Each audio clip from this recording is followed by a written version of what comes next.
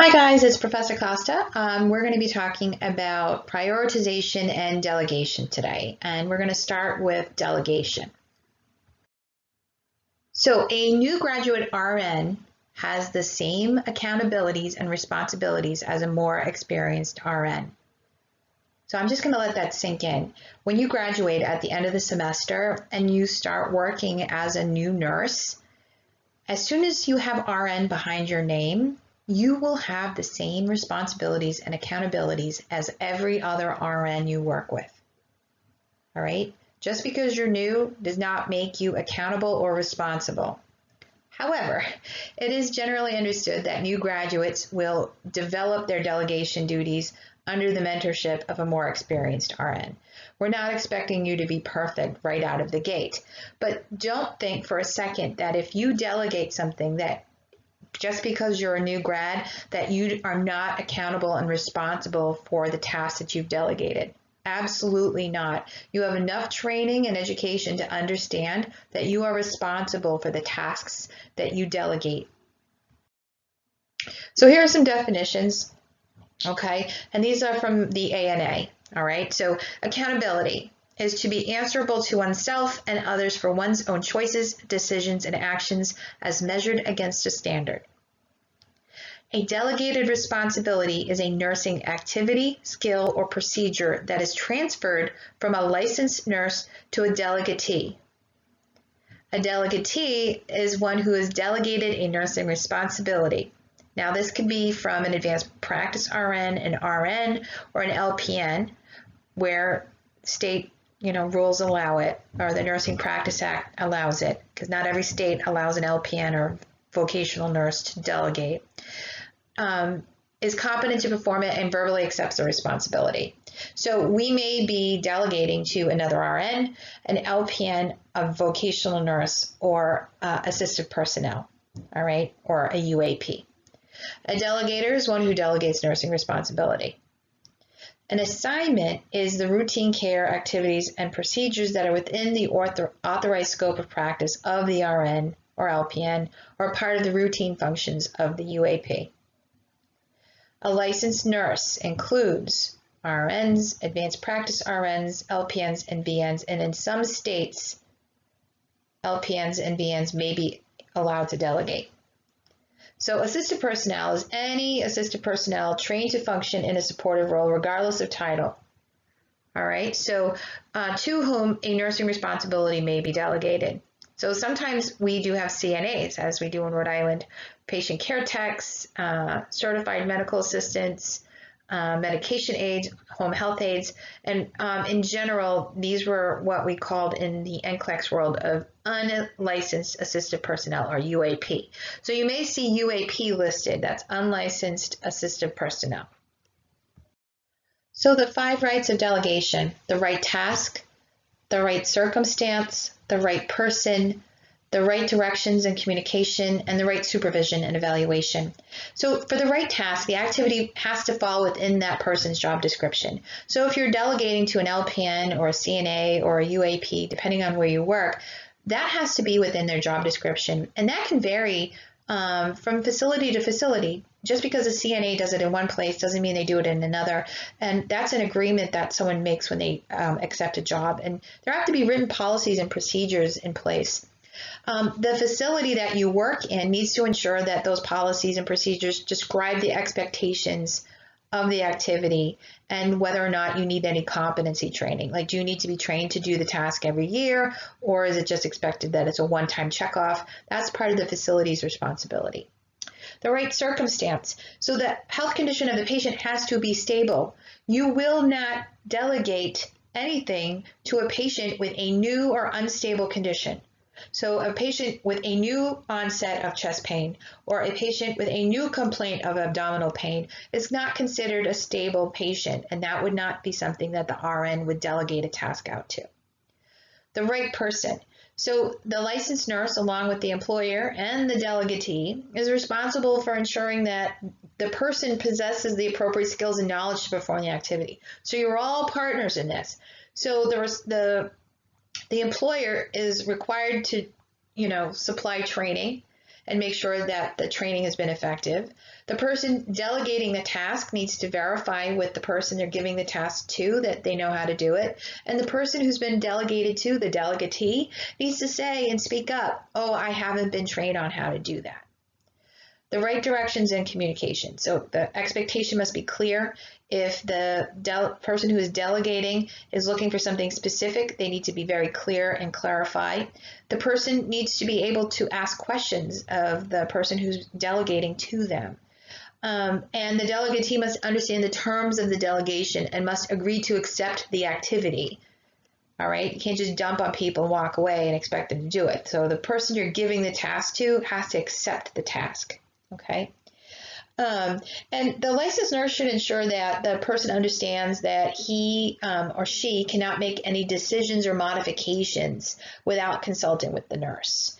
So they're not allowed to think outside the box. They're only allowed to follow the set standard protocol under set conditions. And if things vary outside of what is expected, they're not allowed to proceed.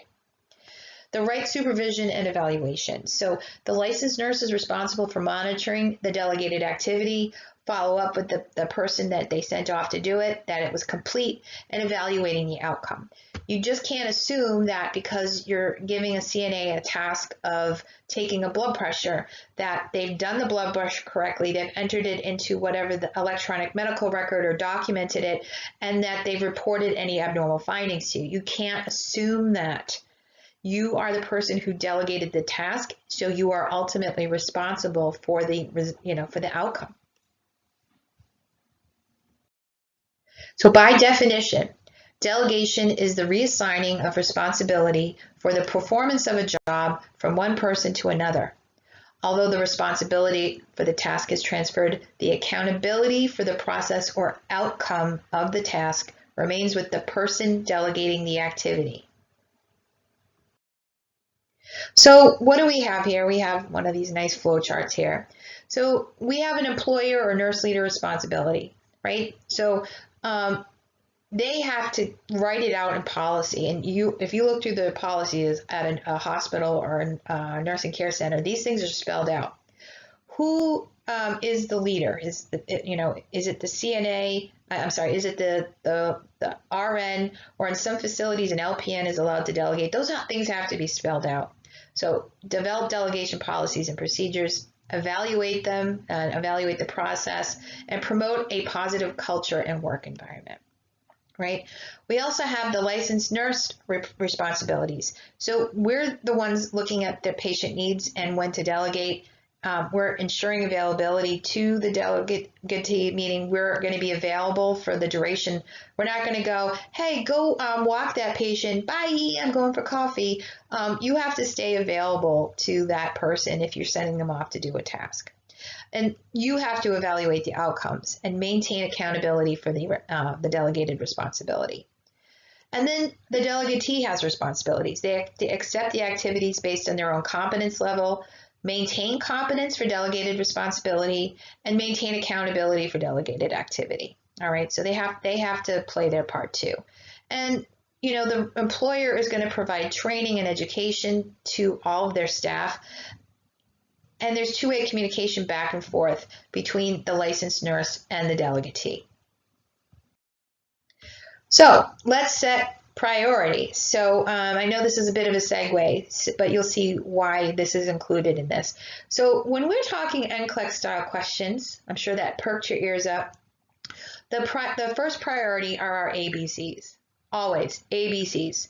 So, and then vital signs and laboratory values. So anything that could kill you first is a priority. So airway problems, breathing problems, cardiac or circulation problems, weird, funky, high or low vital signs, or lab values that are life-threatening are going to take priority. If it could kill me within the next few minutes, that is my priority.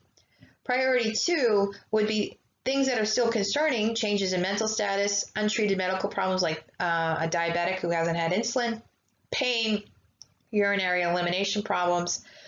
Those are still a high priority. And then priority 3 is things like, all the hierarchy, the Maslow stuff, activity, rest, family coping, lack of knowledge. Now, still priority, still responsibility of nurses. But who am I going to see first? I'm going to see my priority one. And we really do follow the ABC model. All right, when we are setting a priority, who are you going to see first? You need to follow this model. Here's Maslow's hierarchy of basic human needs. And yes, you should know this for those touchy-feely communication style NCLEX style questions, which I know I hate. So physiologic needs are at the bottom. So those are things, you know, our body physically needs to stay alive. And then we go up to security and safety, love and belonging, self-esteem, and self-actualization all the way at the top. A lot of the questions that you're going to come across in the prioritization and delegation and in your oxygenation, a lot of those are at the bottom, you know, the most important part, the physiologic needs. All right, but when you do take NCLEX style questions and they talk about, you know, therapeutic communication and things like that, you do need to keep Maslow in mind. All right, so who do you see first? Let's consider, is this expected or unexpected given the scenario?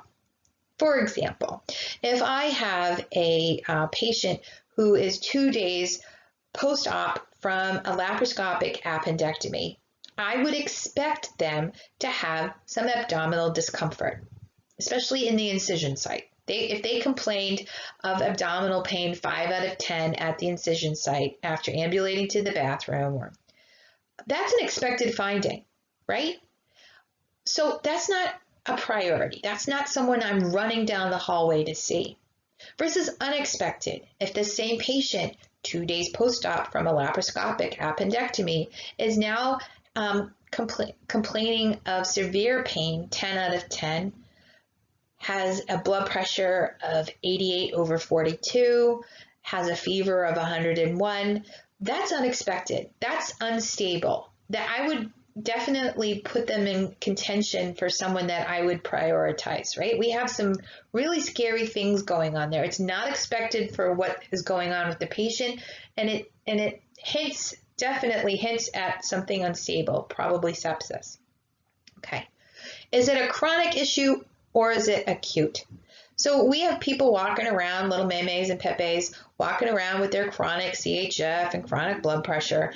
And if it's something that is chronic, it's very different from an acute. If I have someone with a brand new complaint of shortness of breath versus a chronic COPDer who's short of breath climbing the stairs, you betcha. The chronic one is going to take a back seat because that's, again, almost expected. A COPDer, would I be concerned that they're complaining of being short of breath? Yes. But if I was told that this person has a chronic respiratory disease, okay, it's not quite as concerning as someone who has a brand new acute respiratory issue.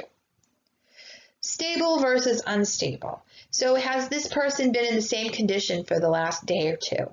Or is this a brand new situation? Remember, brand new, anything in nursing, unless it's a brand new smile, it's probably not a good thing, especially in the NCLEX world. Is it a potential problem versus an actual problem? So all those risk for impaired elimination versus impaired elimination. So if we have a potential problem, it's not as high of a concern as an actual problem. And is it safe versus unsafe? All right, so those are the things you're going to consider when you think about who you're going to see first. So more on prioritization and delegation. So who should I see first on my patient list? What should I do first? Who can I delegate? Okay, so physiologic is going to trump psychologic.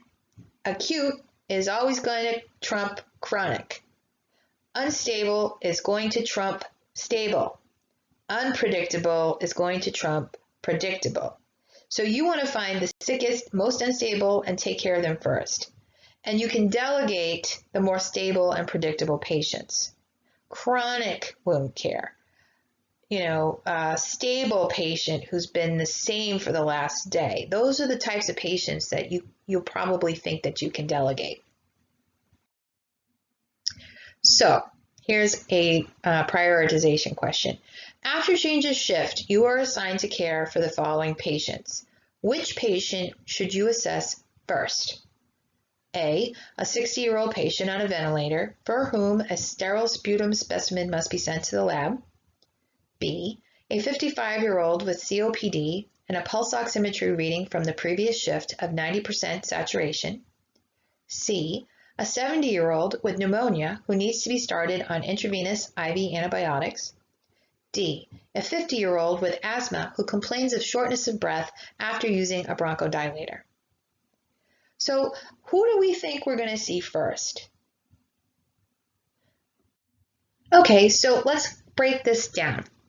If we're going to be checking on a patient first, that means that they're our highest priority, right? So let's look through this and let's cross some things off. So a 6-year-old patient on a ventilator for whom a sterile sputum specimen must be sent to the lab. Yes, it states that the patient is 60 and they're on a ventilator and that they need a sputum specimen. So a lot of students are going to be tempted to select this option because of the airway breathing thing. But is there anything in that option that suggests that the patient isn't stable or is in any danger? No. We don't know how long the patient's been on a ventilator. We don't know how new of a situation this is. We know nothing else about them. Okay. So that probably is not our best bet. B, a 55-year-old with COPD and a pulse ox of 90%. Okay, so is 90% the best pulse ox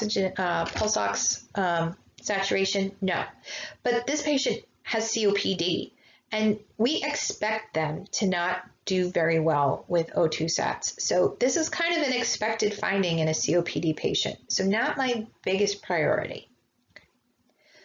C is a 70-year-old with pneumonia who needs to be started on intravenous IV antibiotics.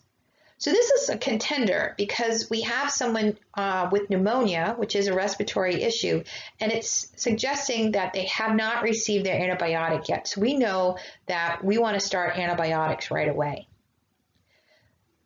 Let's look at D. D is a 50-year-old with asthma who complains of shortness of breath after using a bronchodilator.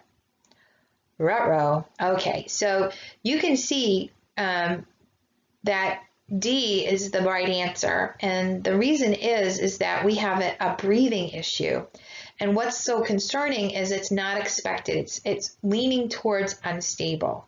If we had a patient with asthma who complains of shortness of breath and they're asking for their bronchodilator, that would still be a priority, but I wouldn't be as scared as the idea that they've already used their bronchodilator and they're still feeling short of breath. This patient seems to be unstable, and so the correct answer is D. All right, and I know we want to see all of these people, but you are only one person, and there are going to be situations in your career where you actually have to make these decisions. So here we are going to prioritize with an unstable breathing issue, and that's who we're going to pick using the ABC and the prioritization models, okay?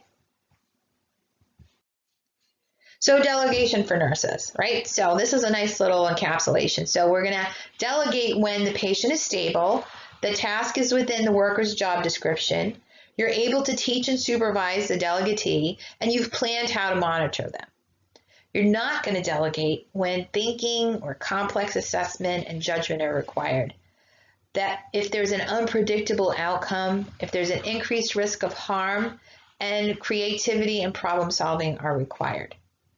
Delegation steps. You're going to assess and plan, you're going to communicate, you're going to ensure surveillance and supervision, and you're going to evaluate and give feedback. And always remember the right task, the right situation, the right worker, the right direction and communication, and the right teaching, supervision, and evaluation. So here are some members of our healthcare team today. So we have a CNA, an LPN, and 3 RNs, right? And that may be the workflow at a particular hospital unit, all right? So we're going to talk about who gets to do what. So let's look at, I like teaching with questions, so I apologize. There are some readings that you can go over, but you cannot delegate to a UAP, assessment, planning, teaching, evaluation, or medications, right? There's one step of the nursing process that they can have a small hand in, and that's implementing or implementation. So data collection, they can do basic care, things like that. So let's talk about this patient. So which client care activity may a nurse safely delegate to an unlicensed healthcare worker? A, assessing a client's mastectomy incision for signs of inflammation. B, assisting a client who is recovering from an abdominal hysterectomy to the bathroom. C, providing information about side effects to a client receiving chemotherapy for breast cancer. D, evaluating the effectiveness of an antiemetic that was administered to a client to relieve nausea. All right, so we have our list, things they can do and things they can't do. So let's go to A. Assessing a client's mastectomy incision for signs of inflammation. Well, it's right on our list. So assessment is off the list, so you can't assess A. You can't delegate A. B, assisting a client who's recovering from an abdominal hysterectomy to the bathroom. Well, CNAs are allowed to help with hygiene, grooming, and toileting. You have to remember, though, that we have to look at that and think about, is there anything unstable about the patient or anything new or anything with an ABC issue? So if they said a patient with shortness of breath, that would be out. But there isn't anything here that suggests that there's anything wrong with the patient other than the fact that they had a hysterectomy. So assisting a client who's recovering from an abdominal hysterectomy, that would be a good contender, right? So that would be someone you could delegate. C, providing information about side effects to a client receiving chemotherapy for breast cancer. Providing information is the same thing as teaching. So you cannot delegate teaching ever. You can't delegate teaching to an LPN either. So providing information is a synonym for teaching. So that one's out, all right? And then evaluating the effectiveness of an antiemetic that was administered to a client to relieve nausea. Could they go in and ask them if they feel better? Yeah, but they don't actually evaluate the effectiveness. So, and it's right on the list of things they cannot do. So they can't do D. So the right answer would be B, like we said, assisting a client who's recovering from an abdominal hysterectomy to the bathroom. So I like to think of things, if it's something that your mom could do for you, chances are it's probably a safe thing, right? All right, so as a registered nurse, which tasks below should you not delegate to the LPN? Select all that apply. I know how much you love these select all that apply questions. So things you cannot delegate to an LVN or an LPN, and I'm going to say this with the caveat, this is for NCLEX testing, because there are some nurse practice acts in some states where they're allowed to do more things. Okay, but for purposes of the NCLEX, they cannot teach, plan, evaluate, do an assessment, or give IV meds. And I know you're saying, but LPNs do assessments all the time. Well, they do data collection, so that's a little bit different. So let's look at this. So performing an assessment on a new admission. Nope, absolutely not. That's an assessment. So they're not going to be doing that task. And never with a new patient. A new admission suggests that the patient may not be stable. And remember that other rule, we never give an unstable anything to a delegatee. Well, this falls under that. Collecting a urine sample from an indwelling Foley catheter. Could an LPN do that? Absolutely. Okay. Developing a plan of care for a patient who is admitted with Guillain-Barré syndrome. Well, they don't do planning and they don't develop a whole plan of care, especially for a new admission. So that would not be something we would delegate to an LPN. That would be under the role of an RN. Educating a patient about how to monitor for side effects associated with warfarin. All right. So for purposes of NCLEX, the LPN is not going to be doing any teaching. So that includes educating a patient. In some nurse practice acts, LPNs are allowed to do a component of established teaching plans. But we know that that's a gray area. So for our purposes, anything to do with teaching, we are not going to delegate to an LPN. auscultating lung sounds and bowel sounds. Yeah, an LPN is absolutely able to do that. They don't call it an assessment, it's more of a data collection. All right, so they're going to do do data collection. They can auscultate lung sounds, they can listen to bowel sounds. Starting a blood transfusion. No, they can't do that. Starting a blood transfusion falls under the IV med category, and in the NCLEX world, LPNs cannot be delegated starting a blood transfusion. And if you think about it too, all of the assessment that goes along with a blood transfusion, you can see why that wouldn't be delegated to an LPN. Administering IV morphine for 2 milligrams for pain. Nope, because that's an IV med, and in the NCLEX world, they can't give IV medication. Providing wound care to a stage 3 pressure injury. Actually, that's something they can do. So a complex wound, as long as it's something stable that has been going on, like a chronic wound, absolutely an LPN can provide wound care. Even complicated wound care if it's like something that's been spelled out and is in a stable situation. Right? So those are the things you can't do. They can't perform an admission assessment. They can't develop a plan of care. They're not going to come up with educating a patient. They're not going to start a blood transfusion, and they're not going to administer IV morphine. All right, those are the biggies when you're thinking about LPNs. So they don't teach, they don't assess, and they don't plan, and they don't do IV medications. So the 10 supervisory commandments. I love the memory notebook of nursing. So thou shalt know the scope of practice of those under your supervision. Thou shalt know the strengths and weaknesses of those under your supervision. Thou shalt delegate to those most competent the most demanding task. Thou shalt remind your RN and PN staff of their supervisory role to ancillary staff. Thou shalt periodically inspect to verify the condition of assigned tasks or activities. Thou shalt take responsibility for your decisions and actions. Thou shalt be an information resource for the staff. Thou shalt be accessible to all on your unit. Thou shalt give support and feedback to all those under your charge, and thou shalt stay with your staff as often as possible.